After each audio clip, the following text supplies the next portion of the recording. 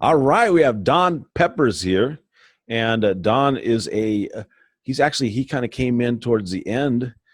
I met him through one of our other speakers. His name's Ricardo, and his last name is a simple one, but it seems to evade me. Gulko. How do you say his last name? Do you know? Golko, I think. Yeah. Okay, all right. Yeah, he's been very helpful, Ricardo, Yeah. and he's out Golko of. salts. Yeah, Yeah. that's right. That's right. Well, hey, now I understand the connection here. It's salts and peppers. Salts and pepper time. Sketchy. Well, it worked. It worked for me here. So welcome. So I don't know much about you. He was like telling me all kinds of great stuff. Says you want to get like a really good guy, you call Don, and Don is going to give you a great session. So folks, we're in for a treat. I'm just as excited as you are. So we're ready to roll. I like, look, he's even coordinated his blue eyes in his shirt. That's pretty cool. I just noticed that. Hey, this is good. There you go. All right. Hey, this guy's good, man. Yeah. All right. So Don, tell us a little bit about yourself. I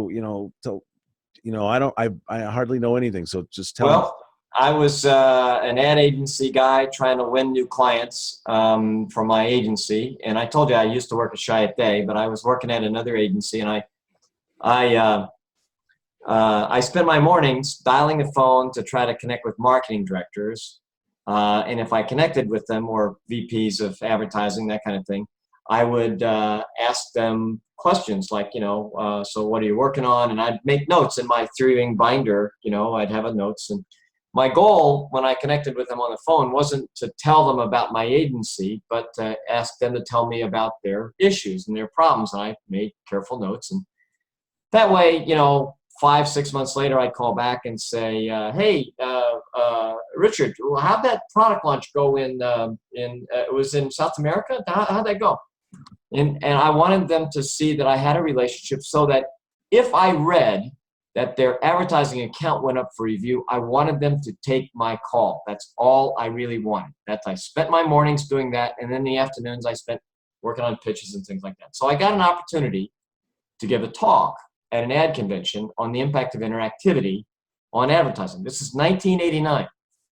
People thought interactivity would be when a commercial comes on TV, you'd like the product, you'd push a button and a coupon would print out of your set-top box. That's what they thought interactivity was about, right?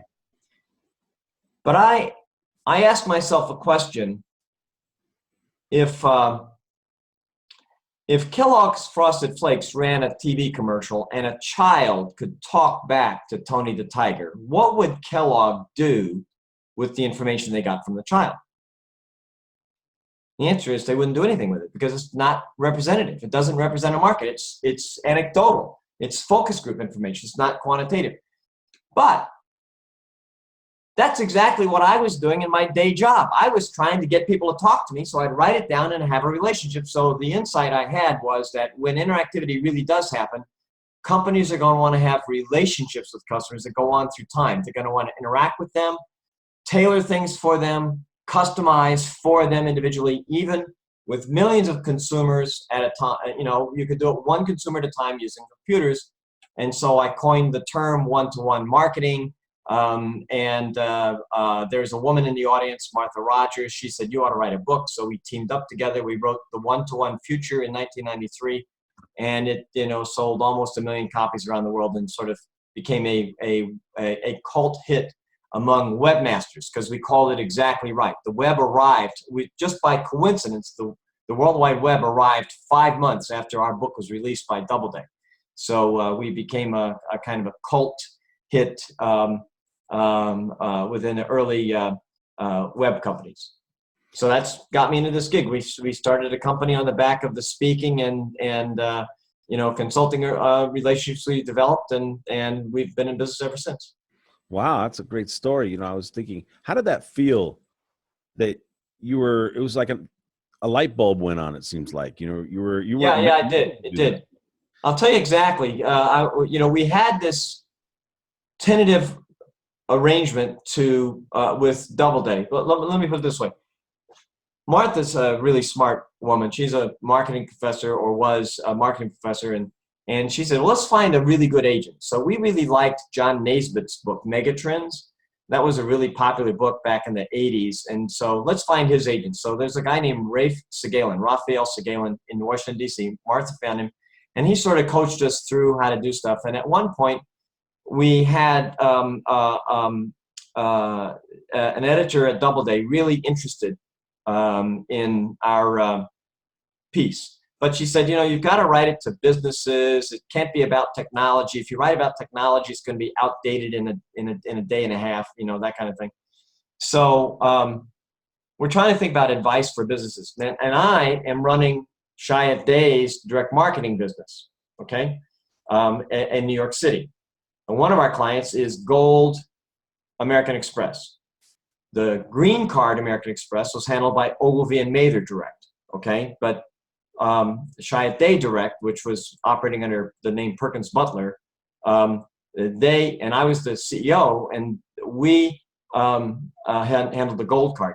And the stupid thing was, if you had a green card American Express in the 1980s and 90s, if you had a green card and you gave it up to get a gold card, you would get 2 letters from Amex. The first letter from Gold Card saying, hey, welcome aboard. This is a great card. Look at all these benefits, and you can borrow this, you can do this, you can do this, you got all these points.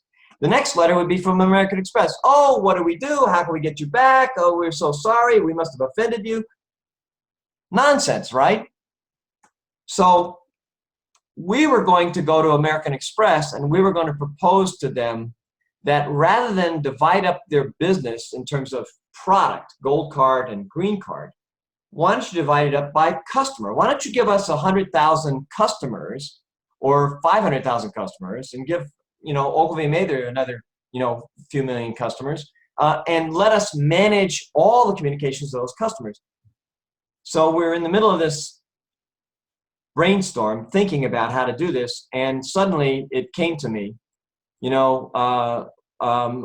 one-to-one marketing, the whole dimension of marketing is going to change. Instead of managing products, you're going to manage customers.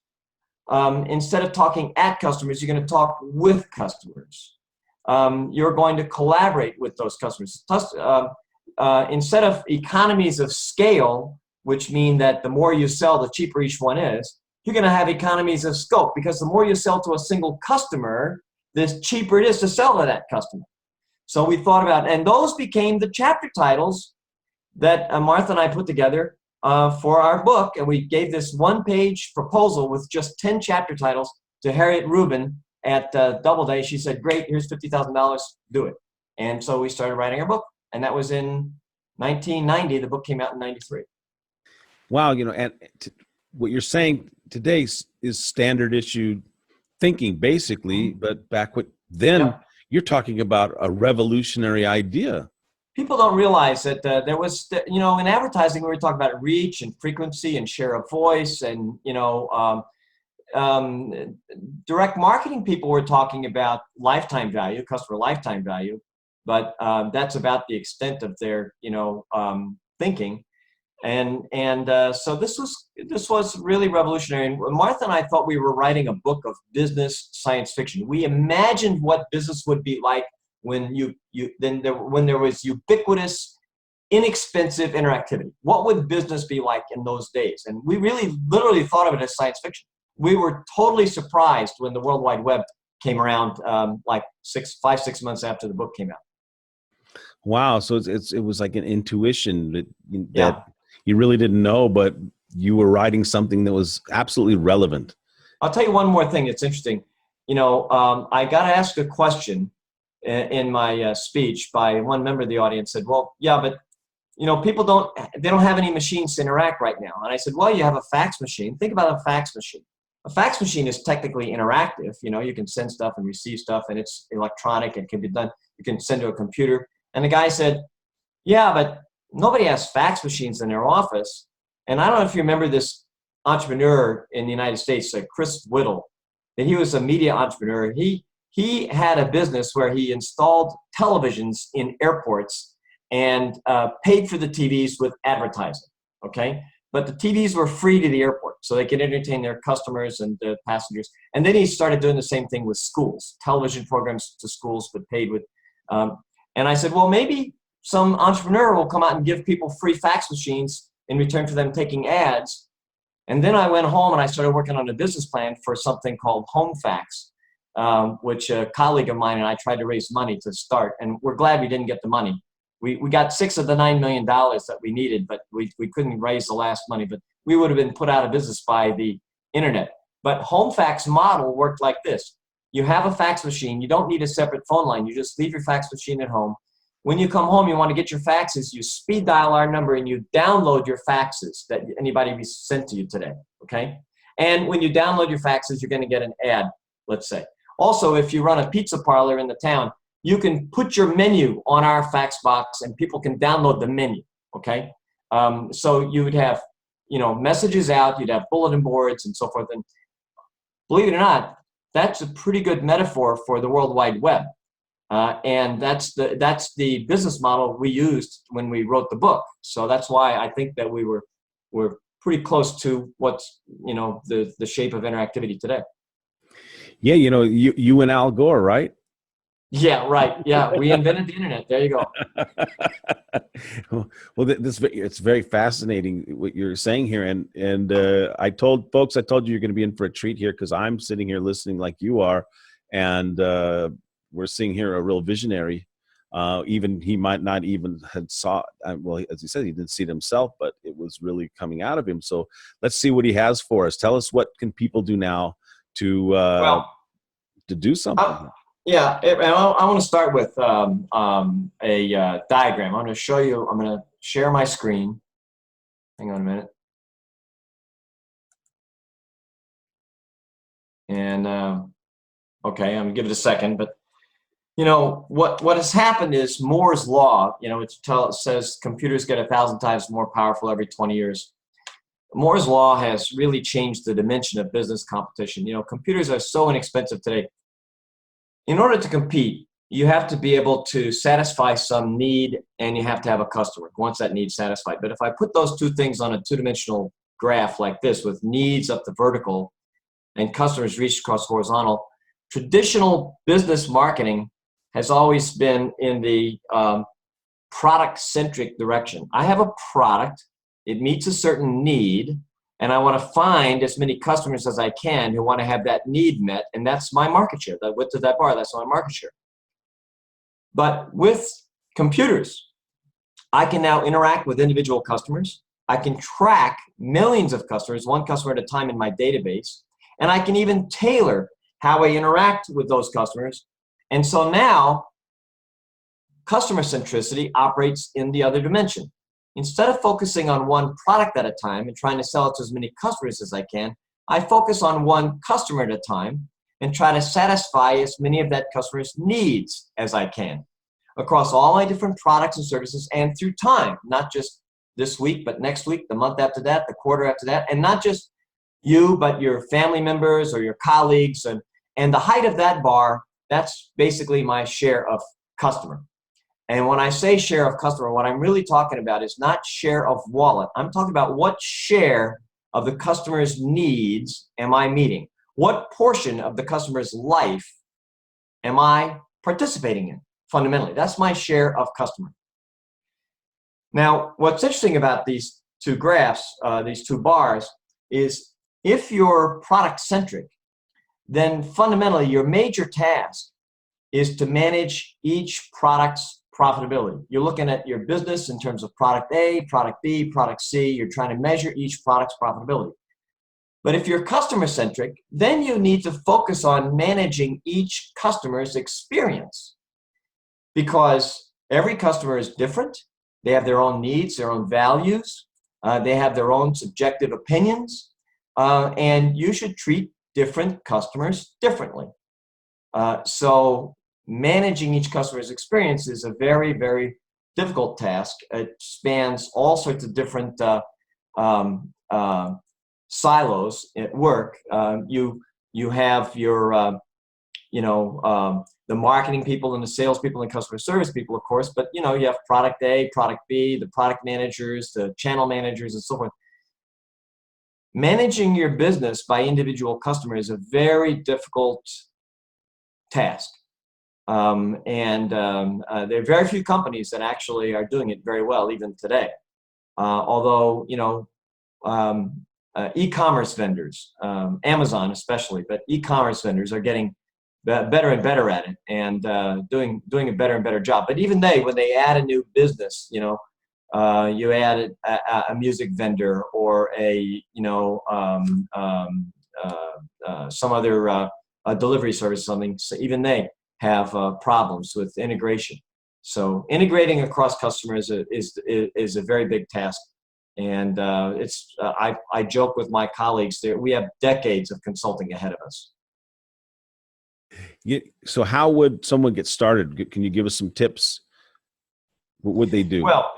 Well, the first thing is, if you're going to manage by individual customer, you've got to set up the right metrics. So the metrics of product profitability aren't appropriate. The metrics of customer profitability, and particularly customer lifetime value, are very important. But my suggestion is, don't try to boil the ocean.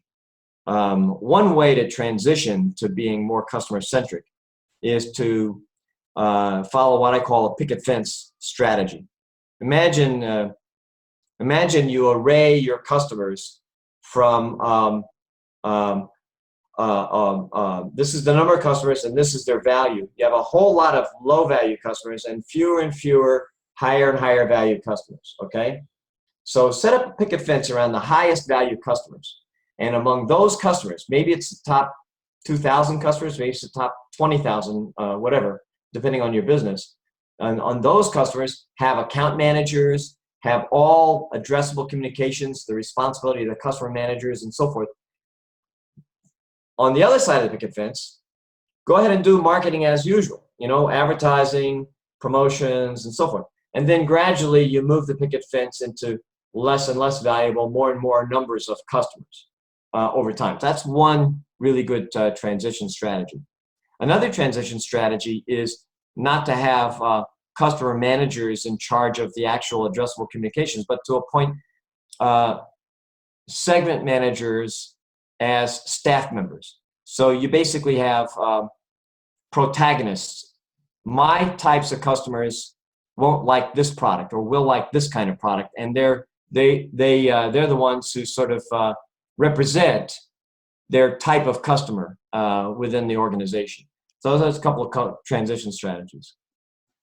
No, I can really see the direct marketing influence here.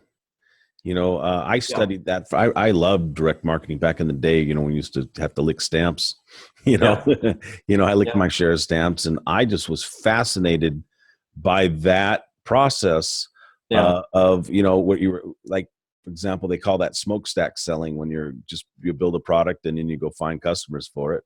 That's silos. Yeah. Right. Yeah. And then where the direct marketing idea was the other way was you develop you try to understand the customer's needs, and then you really the whole thing was to try to get as personal as possible, to know as much about. In fact, they were getting so good at that. I can't remember where I was reading that it was becoming problematic, where I saw one story about there was a teenage girl who was starting to receive coupons for diapers, and it turned out she was pregnant.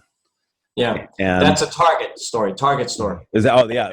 And that was basically, that's a modern story. That only happened a few years ago, and it happened because Target has they have buyer profiles. They watch what she buys. They watch what's said. You know what? Her buying patterns seem to reflect pregnancy. And if I recall the story, her father was insulted until he found out that she really was pregnant. Yeah, it was a really big problem when they came back, and they realized that, well, we need to be more careful in how we do this. We can't be so exact like that, because it does cause some problems in there. I can't remember. It was a book I was reading. I just can't remember the book.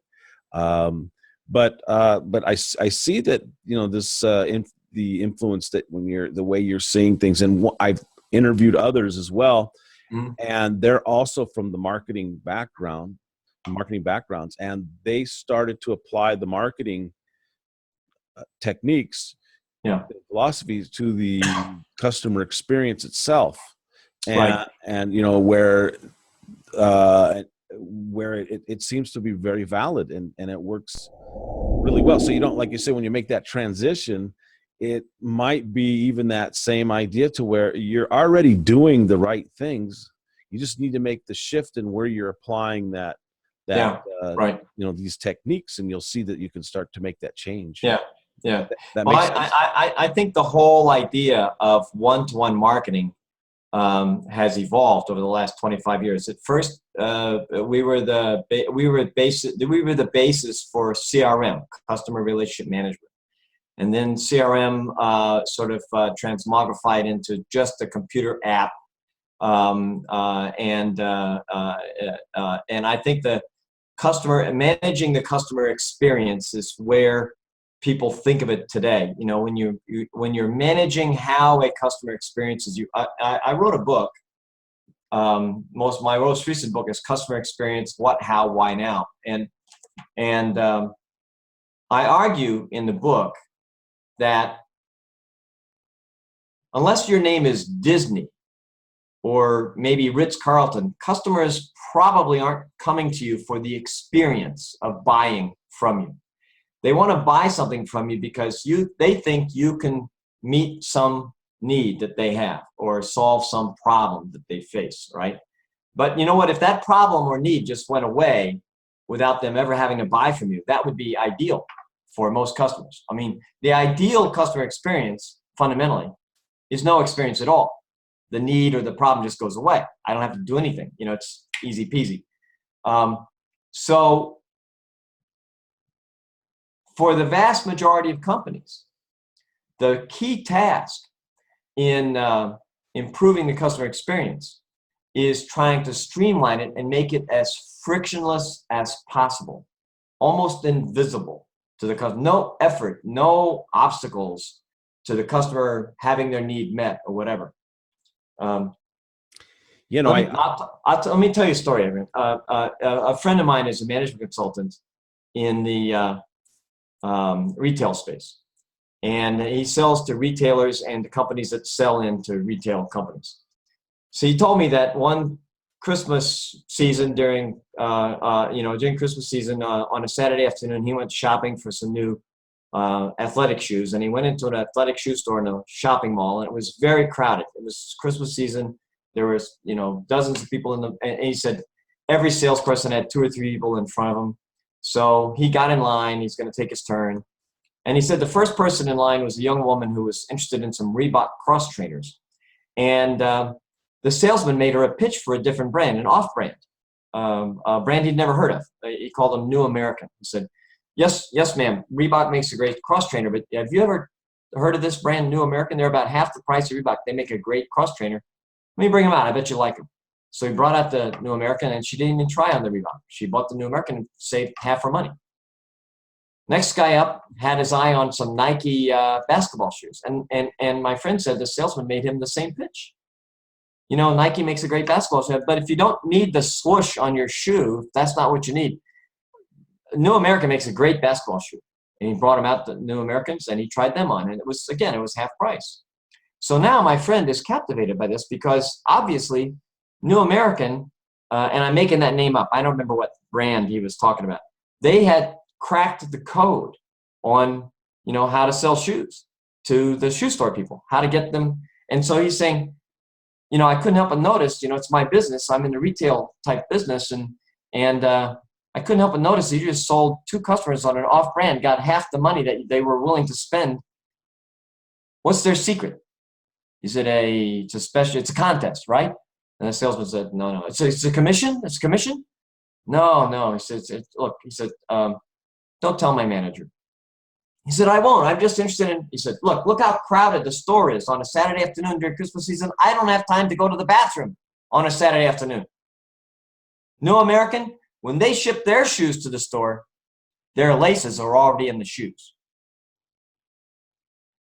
Now, the lesson of the story is ship your shoes with the laces in them.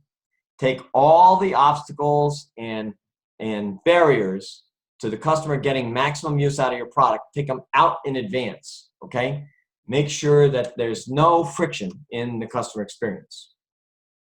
Yeah, you know that I just was looking at an article today. I think it was in Forbes or something like that, and it was talking about the wow experience and the amazing experience and the innovative experience, and everyone's just trying to get it. And they were saying, why do you need that? You know, just what about just good, normal, like you're talking about, invisible experience? You're not going there to get it. If I want to get entertained, I'll go to the movies. Yeah. You know, but Well, my argument is, customers are not going to pay attention to surprise and delight moments if there's something wrong or cumbersome or in any way extra trouble in the experience itself. So first, you have to get rid of the friction. There's room for engaging the customer in an emotional, authentic, human relationship, but until you take all the friction out, you might as well save your money, because the customer's not going to be interested. There's a lot of research out there that shows that customer satisfaction isn't very well correlated with customer loyalty. It's customer dissatisfaction that is highly correlated with customer disloyalty. So for 99% of businesses, the customer experience is an opportunity to lose a customer, not to keep a customer. You lose the customer. If you don't want to lose customers, then take the friction out of your experience, and then you can concentrate on those wow moments and those issues. There was a CBS News story on a few months ago about a young woman at Starbucks, a barista, newly hired. A deaf customer came in, and she realized he had just moved in the neighborhood, and this was his local Starbucks, so he would be coming over and over again. So the barista, on her own initiative, went home, got online, and spent about a month teaching herself ASL, American Sign Language, so she could communicate with this customer. And it's a heartwarming story, and it is a kind of a wow experience for that customer. But think about this. It's not something that Starbucks could hard code into the employee manual. They couldn't require employees to do this. The employees have to want to do this. And that's really, really, I'll get to that later in our talk, but employees have to want to delight the customer. So you have to have a culture to do that. And before that was even effective, Starbucks had already taken a lot of the friction out of their experience. Their experience is reasonably, except for the long lines, it's a reasonably friction-free experience. Now you got my curiosity. You want to go a little bit more deeper in what you were saying? Yeah, well, what friction? Well, think about,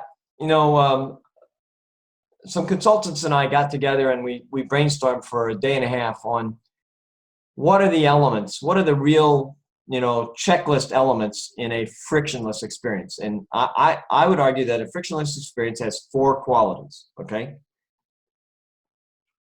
It is the product and service is reliable. It doesn't break. It doesn't break down. It works as advertised. It functions well. But also your business is reliable. You answer the phone. You protect people's privacy and information. So you run a business that's reliable. Second, it has to be valuable, and that is the value proposition has to work for both sides. Okay, has to be value to the customer, and the company has to get something from it. It's got to be an even trade, and no tricky one-offs or hidden renewal forms, anything like that. The third point, and by the way, reliability and value, you could think of those as product competence. Are you competent enough to actually produce and deliver a product or service? Okay, that's good, that works. And then there are 2 other qualities, and they have to do with customer confidence. And the first is relevance. A frictionless experience is relevant. You don't try to tell me something that you already told me 10 times. You don't try to sell me something I already bought. You don't ask me for information that I've already given you. Okay, those are all little elements of relevance, right? My experience is relevant to me. And the 4th quality, and probably the most important quality, is trustability. Trustability. Martha Rogers and I wrote another book Extreme Trust, Honesty is a Competitive Advantage. And we argue that trust is way more important than it ever was before, because Moore's law has a corollary. Computers get 1,000 times more powerful every 20 years. The corollary we call Zuckerberg's law. Every 20 years, you interact 1,000 times more with others. Okay, you think about your life today as opposed to 1998, when you didn't have Facebook or LinkedIn or YouTube. There were precious few text messages. Most people didn't have, online in their home yet. The world is way more connected today than it was then. And the average American teenager sends, get this, more than 400 text messages a day, okay? Text or Instagram or Facebook, those kinds of messages. So the thing is, the more you interact, the more important trust is. Because I don't have time to check everything. I can't afford to waste time interacting with somebody I can't trust. So trust is way more important to me now than it was then, because it's a time saver. I use trust as a filter. And interactions themselves generate transparency. So if you are operating an untrustworthy business, you're going to be outed. So our argument in the book Extreme Trust is that consumers are coming to expect a higher standard of trustworthiness from the businesses they deal with. And we call that trustability, and it stands for proactive trustworthiness. They expect the business to be proactively watching out for their interests. So for instance, I buy a lot of books on Amazon, and it's a very frictionless experience. They already have my credit card and my address. I see a book, I click on it, it comes to my house, easy peasy. Except one time, I was reading an article online. I saw a book I should get. I flipped over to Amazon, I click on the book, and I get, warning, you already bought this book from Amazon. Are you sure you want another copy? No, I don't want another copy. Thank you very much. Now, just think about this for a second, okay? Amazon was giving up a sure profit they had on my purchase, and they're using their data not to exploit me, but to save me from myself. My own database wasn't as good as their database. And what they're getting in return, instead of that profit they would have made on that book, they get a lifetime of loyalty. And from my standpoint, it's even more frictionless to buy from Amazon, because not only don't I have to see if not only don't I have to give my credit card or my address, I don't have to check if I have the book. If I have the book, they'll tell me I have the book. So that frictionlessness is really, really critical, and trustability is the most important part. Now, can you go a little bit more into getting those employees to want to? Yeah, I will. In fact, let me put up another slide. Hang on a minute. I'm going to go back to share screen here. Hang on.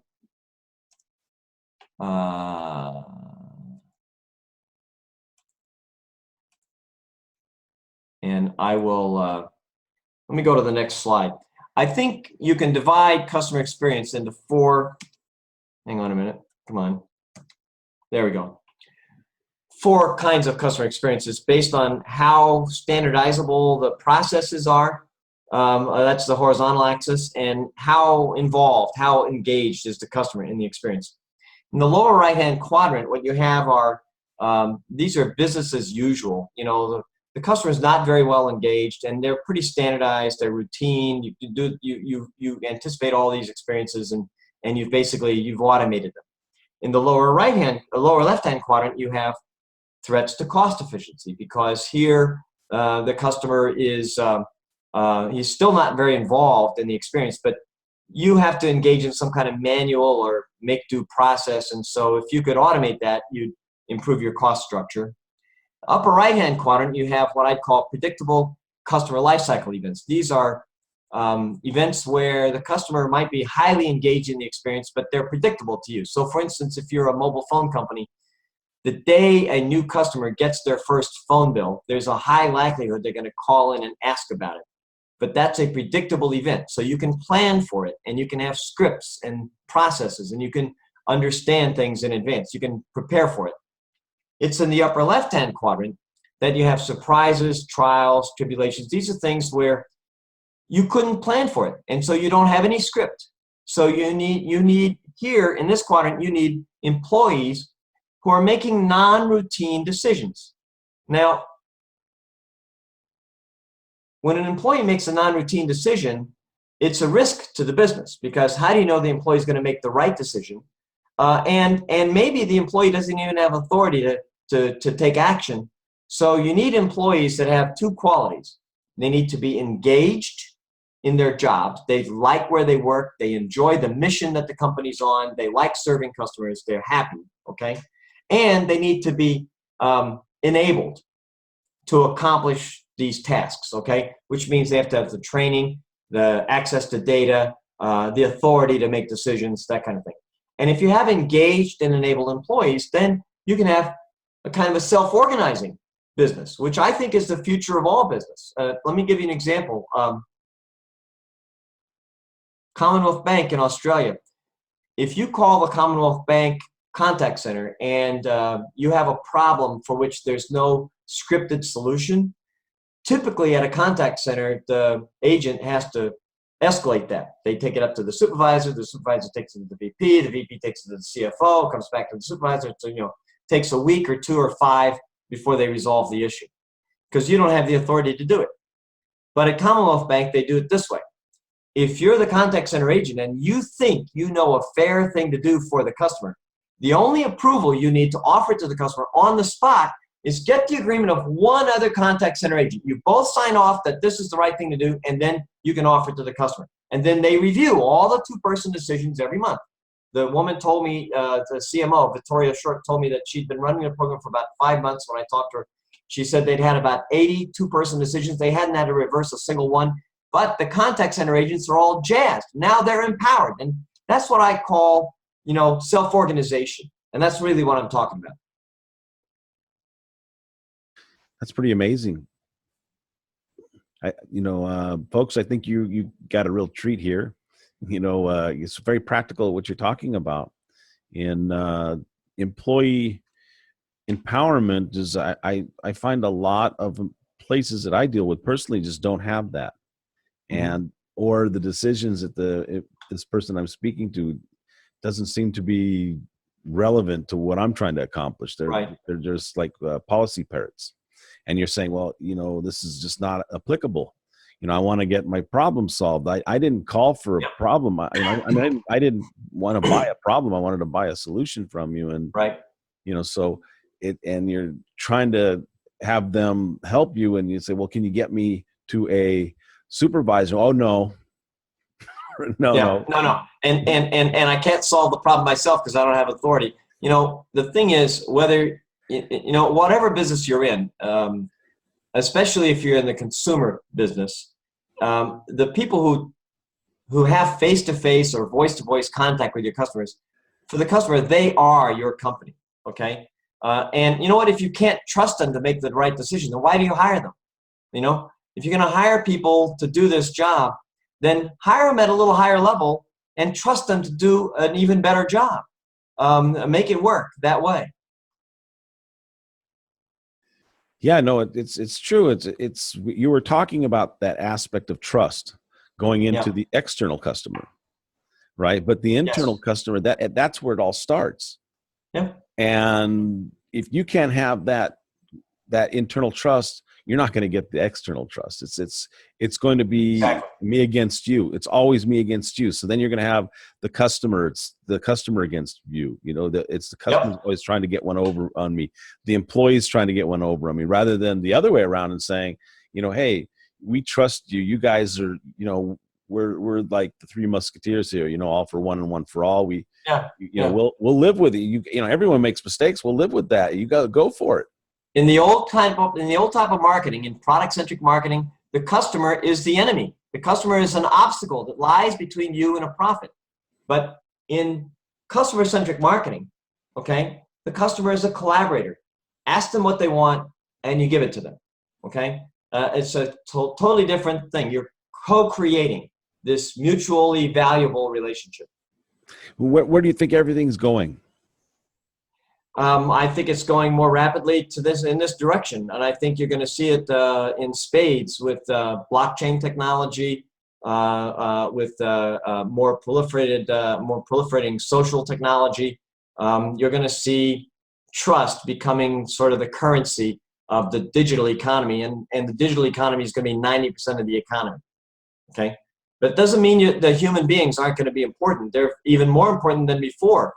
Human contact is the way, once you have a frictionless experience, it's human contact that allows you to build a truly engaging, emotional, committed relationship with an individual customer.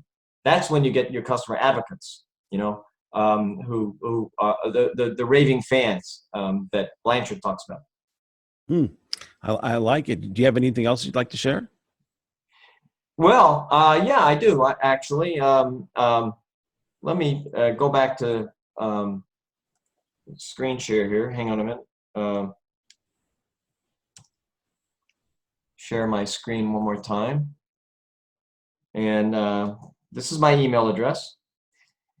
Email me from your business address if you want. Anybody who's watching this, send me an email and include one short paragraph, brief paragraph on something helpful that I said today or that you took from my presentation, and one brief paragraph on some problem that you're facing at work or that your company ought to be facing based on what we were talking about. And I will be happy to send you a 250-page PDF copy of my book, Customer Experience, What, How, and Why Now.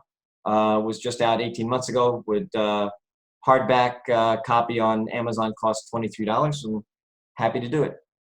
dpeppers@cxspeakers.com. All right. Well, you won't have to worry about that. We'll make that. I call it the stage page. Okay. So I'll just put it right there. We'll make it real frictionless for people to get that book. So you guys want that book, we'll put a little button over there and you'll get right to it. If you don't get the book, just let us know and we'll help you. We'll help you get it. And also for those who are picking up the all access pass. Yep. Don has something else for you.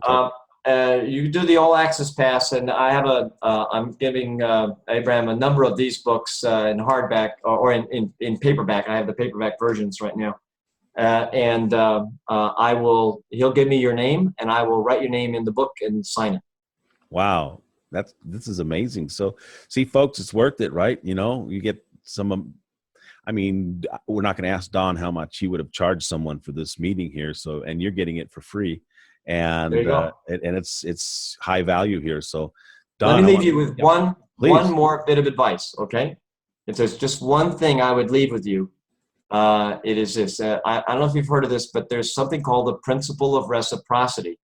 In Christianity, it's known as the Golden Rule. It's in every major religion. It's treat others the way you'd want to be treated. If you want to run a business that's truly customer-centric, then use the principle of reciprocity with respect to customers. Simply treat the customer the way you'd like to be treated if you were the customer. That does not mean giving the product away at a loss. What it means is letting the customer know what you'd want to know, okay? Letting the customer have what you'd want to have with the product. And the thing is, if you treat the customer that way, you will have integrity. You'll have a reputation for integrity. And you know what? No one ever has some integrity. We don't talk about that. People either have integrity or they don't. If you run your business this way for customers, then not only your customers will trust you, but your suppliers and vendors and partners and distributors are going to trust you. Your employees are going to trust managers. It's going to be not just a more profitable and customer-centric company, you'll be a better company to work for. No, I like that. That's, there's our sages of old here in Israel, they reverse that saying, don't do to people what you don't want people to do to you. That's exactly right. And that's also either way. I mean, I think that's the way Islam has it also. Yeah. There's only one major religion that has no golden rule or no principle of reciprocity, and that's voodoo. In voodoo, God is bad. You got to stay out of his way, right? I don't know much about that, but yeah. But I can tell you that you're right. It's where you're really going with it is the main commodity here is going to be trust. Yes. And this is where your competitive advantage is that this is, and that goes back to your frictionless ideas that I don't have to think about doing business with you. I don't have to count my change when I leave your office. That's what you want. That's right. And I, like you said, like with Amazon is that you're not always trying to dig into my pocket. No. What you're trying to do is you're just trying to help me out, get me what I need, and if I have it already, you don't want me to find out, hey, why did I buy two? And then in the end of the day, it ends up being a problem for let's say Amazon, if they would sell you two books and you realize, well, I didn't know I had that. I got to return the book. Now I'm going to return it to you, so it costs money to Amazon. Yeah. Right. It says, I bought this book. Yeah, exactly. So what good is it? It's like I say, there's when you give, you get, and when you take, you get taken. So well, and that principle, that reciprocity principle, is very, very important, because people feel obligated, if they get a benefit from you, to return the kindness. When you treat customers with kindness and charity, they're going to want to treat you with kindness and charity. USAA is the direct writing insurance company in the United States. They specialize in serving military officers and their families. There's a really great story that's told by Raj Sisodia in his book, Firms of Endearment. After the Gulf War, USAA voluntarily, without being required to, sent out refunds to returning service members who'd been overseas for 8 or 9 months, and they hadn't been driving their cars, so they sent them refunds for their car insurance. They sent out over 10,000 of those refunds at a cost of millions of dollars. And guess what? More than 2,500 of their members sent the refunds back to USAA with a correction. No, my sister was driving my car. Or just be there when I need you. I don't need the refund right now. See, the question I ask clients is, under what conditions would a customer voluntarily send you back money? Right? That's the kind of relationship you want with your customer. Yeah, I'm familiar with USA. My father, blessed memory, was an officer. And wow, what a company that was! This amazing people, amazing people to do business with. And you're right. I belong to a certain Facebook group of some. I bought a product and they had a Facebook group, and they encourage us to be a part of that group. And there's other customers in there, and and what I like about it is if I have a problem or an idea, that they encourage you, put your ideas, show them your examples of what you're working on or whatever. And the community comes in and they give their advice. It's a wonderful community. And, but I feel an obligation to, when I go and I put in something, a question, I make sure that I said, I want to make sure, look around, because if I'm dropping off something that like a deposit, so to speak, I want to give back. I want to say, hey, who else can I help right now? That's what you're talking about. It's just, I don't want to be a taker. I want to say, hey, look, I need some help, but I need to make sure I'm helping somebody before I leave. Sometimes I can't find anybody because maybe they're a more advanced level or a question I don't know about. At least I'm trying to do that. And you're absolutely right. And if one thing is happening in the world as we become more connected, you see this especially in the millennial generation. They want to give back. They want to contribute. They want to contribute to the good of the whole. And I think that's a very, very promising development for the human race. Yeah, it's interesting because I don't hear many positive things about the millennials. They're always making fun of them, and they're saying that they're the most entitled, and and they got that going on too. But one thing that's more frequently found among millennials than among our baby boomer generation is this attention to a higher good, to do something right. Two of my kids, I got 4 kids, 2 of them want to do something that's socially good, and they don't care that much about the money. They want to make enough money to live on, but they're not trying to make themselves rich. They just want to do something really good. I think that's I'm very proud of them. And I don't think that's uncharacteristic of many millennials today. I think it was nice to end on a note like that, something very positive about, it's always good to talk nice about people, right? And find, what are the good things, because everybody brings something good into the world.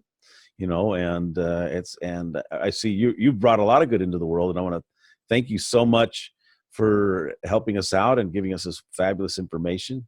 And we're looking forward to hopefully having you again and some other events that we are going to be doing. Thanks, Abraham. Certainly, I'll talk to you soon. Yeah, and if anyone has any questions, you can see that Don's here, an easy guy to reach out to, and I'm sure he'll be happy to hear from you. Happy to talk to you. Okay, Thank you very much. Thank you.